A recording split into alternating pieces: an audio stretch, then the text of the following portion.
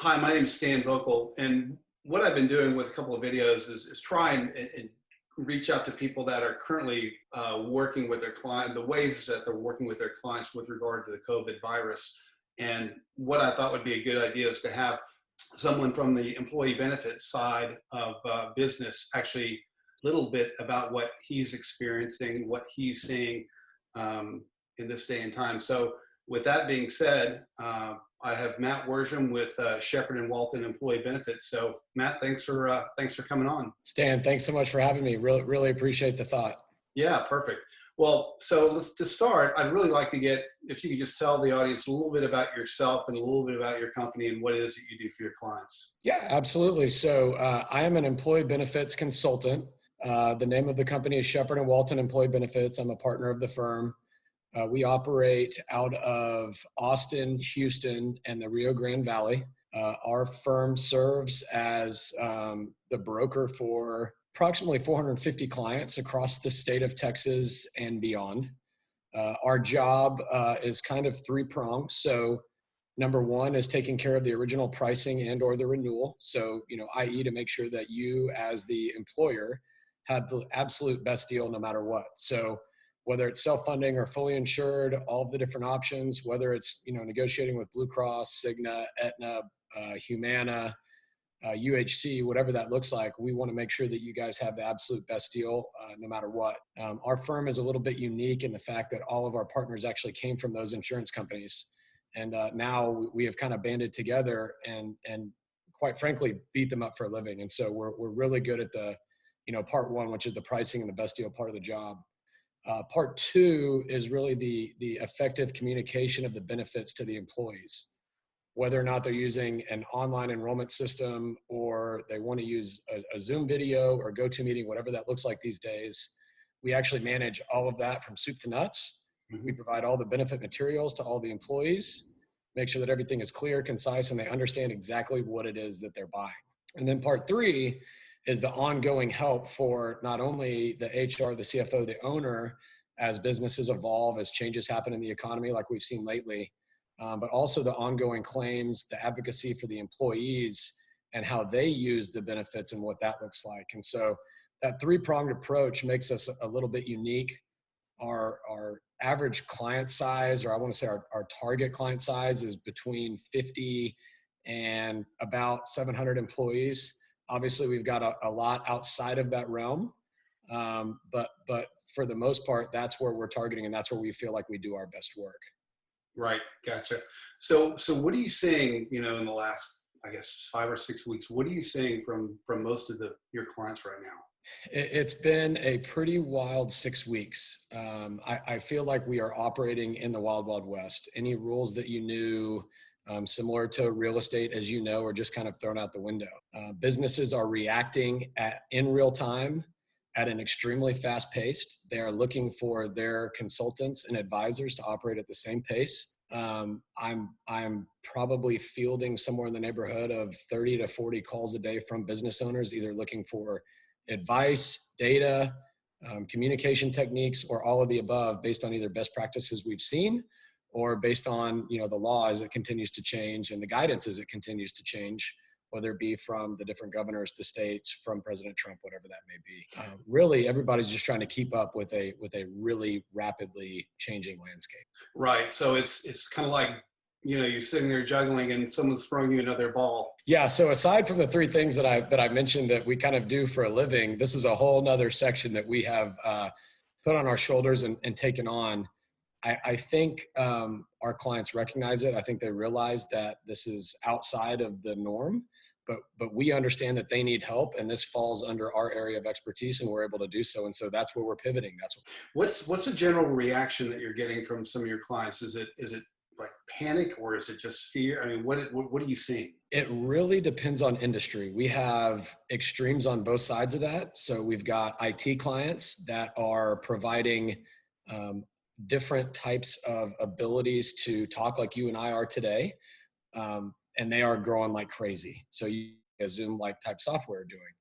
They're going, ballistic right now, and nobody has a choice but to invest in those types of things. We've got other clients. My office is in Houston. we've got oil and gas clients that have gone from 500 people to 100. And that market has just been diminished based on the oil and gas challenges we've had as a nation, based on the coronavirus itself. It's a compounded, just awful time for that industry. And so we're there to support them as much as possible. There's a ton of fear. There's a ton of panic in those type of industries. And you look at IT, you look at construction where they're able to operate as an essential business. And those guys are it seems like they're just going bonkers. It's really fun to watch. It's really impressive to see. Mm-hmm. Yeah, the poor oil industry, us being here in Houston, the COVID virus being a big problem, but then all the things that are going on with the Saudi Arabia and Russia and the fight that they're having, it's really messed things up. And not to mention the lower demand because no one's driving. I know that we had talked about this before, but you're helping a lot of your clients with the PPP. Tell me about how you're helping them, what you're doing for them, and what's been the result. Yeah, so we jumped on the PPP very early. At the time when it was released, we knew that this was going to be the game changer and kind of the popular program. Now, that CARES Act and that stimulus package actually had quite a few different loan options, such as the EIDL grants. But the PPP has just seemed to be the most favorable for businesses that are able to get them. And for those that don't know, the PPP program basically will give you 8 weeks of payroll and cost to cover rent or mortgage, utilities, keep the lights on, and health insurance benefits. And so when we found out that the money can be used towards benefits, we knew we were going to be heavily involved in that decision making and their ability to present their case to their different banks in order to get it up to the SBA, et cetera. The most interesting part about PPP, in my mind, is the fact that the banks were so stringent on an employer's ability to gain the loan. So where it initially came out, we just want last year's payroll, we want last year's employer contributions or cost on the benefits, and we need a copy of your bills for your rent, your mortgage, whatever that, for certain smaller community banks, they're on the hook for the loan and they don't get the money back until the loan's forgiven. And so they're looking at it just like any other loan. So you're looking at 3 years of tax returns. Some were pulling credit reports. I mean, they wanted to see everything under the sun. And so we actually house a lot of that data for the employers, whether it be helping them in their payroll system or our benefit administration system. And so we were a large part of getting those numbers together and them getting the ability to submit. It was interesting. We've actually had a couple of clients reach out saying, I'm glad you mentioned it to me and I'm glad you pulled those numbers proactively because this wasn't even on my radar, but we got it. And now because of you, we're in a much better place. And so our clients, and I really hope other people in the benefit industry were able to offer, a similar type of service and a similar type of advice to get these off the ground and to be the first ones in line. As you know, the first round went quick. Yeah, it did go quick. It's really interesting. A lot of companies are look to their CPA. Who would have thought that a great resource is actually their employee benefits company? Yeah, we just had to jump in. Like I mentioned, when clients are asking, we're going to deliver. And I think that's the fun part about being a smaller boutique type shop is that we can pivot. We're not a big cruise ship, right? So we're not an alphabet house brokerage where it takes all of the leadership in the country in order to move 1 degree. We can shuffle at 90 degrees with 3 other people and 1 phone call in 10 minutes, right? And so when we get the ability to do that, we have to take advantage of how lucky we are to do that for our clients. Well, it's an incredibly fortunate for them that they're able to work with a nimble company that can move quickly. And I'll just say this. So it kind of makes me think about, Wells Fargo Bank was really not very helpful with people trying to get the PPP because they just didn't want to deal with all the administrative part of it. So I can see big insurance carriers kind of having the same, attitude that, you wouldn't get with a smaller, a smaller bank is more willing to help you out and to get in there, roll their sleeves up and do work.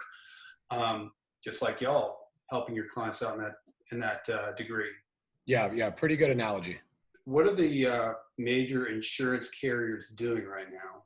Oh, that's a loaded question. So you had some insurance carriers that came straight out of the gate saying COVID testing would be covered.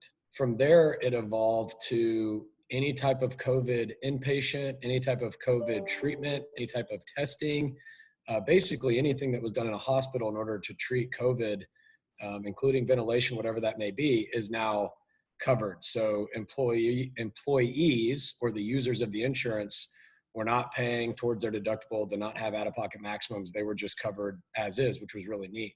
The other thing that insurance companies have all done, or for the most part done, is they have offered some sort of telemedicine at a $0 cost. So any type of doctor's office or specialist that you would normally go see is backed up. As of today, Governor Abbott said they could, take 25% of their patients if they could figure out how to do it. So there was a challenge for people to get prescriptions, for people to see doctors, for people to understand what was going on. A lot of people didn't want to go to a doctor because they were afraid about what happens if someone had COVID and they were at the doctor. And what if I contracted it just for, my stupid pink eye or whatever it was? And so it became very interesting, and telemedicine became a very helpful idea and has pretty much in the entire across the United States with every major carrier offered at a $0 copay. That's pretty cool. And it seems like, we're going to have all these things that kind of change. The change in the future is how we do basically run our lives. And it seems like telemedicine is going to be a big part of that. But tell me this, are there any kind of special programs that are out there right now? There's a couple. Blue Cross, for example, in the state of Texas, has offered a special enrollment period. So no matter when you were supposed to sign up for benefits or purchase benefits for yourself and your family as an employee, if you wanted to, throughout the month of April, they would actually allow you to enroll no matter what back until April 1st. And so something special like that to allow somebody to come on in order to get coverage, in order to get help, it's a really big deal. A lot of other carriers are following suit with different type of special enrollment periods. And they've also all got special programs, and most of them have COVID covered at least through the month of June, some of them through the month of July. They kind of get extended as COVID progresses. I don't know how much longer they will be extended based on some of the numbers we've seen. We'll just have to kind of pay attention, and that'll move in real time. The majority of the ancillary carriers, so dental, vision, life insurance, disability, worksite products, et cetera, most of those carriers have opted to make a no change renewal. So it's very difficult to change a group right now from one carrier to another. Not only are the demographics and the number and the population moving at a rapid pace as furloughs are coming on and coming off and new data comes in and PPPs are received and now they've got to hire everybody back. So an insurance company wants risk that's stable, that they can predict. And right now that's very difficult to prove, whether it be in a spreadsheet or whether it be a large group and you're working through a bin admin system. It is very difficult to take a really clean picture and get a risk factor for the next 12 months. So in the spirit of continuity of coverage, a lot of them have offered 0% renewals, which is really nice.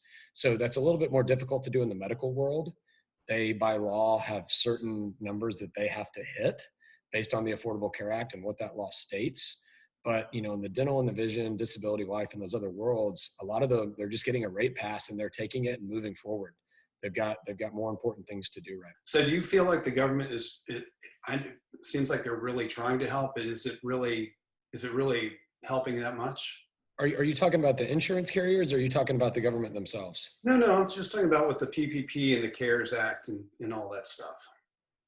Yeah, so the in the spirit of the program, or at least the way that I view it, you are looking to keep people off of unemployment if possible. So right now you've got almost 57 million working Americans. So you're at almost 20% unemployment, which is really, really tough to come back from and unsustainable. Mm-hmm. What the PPP did was basically fund companies to cover their employees' cost, even if they're unable to work for 8 weeks. So it has to help.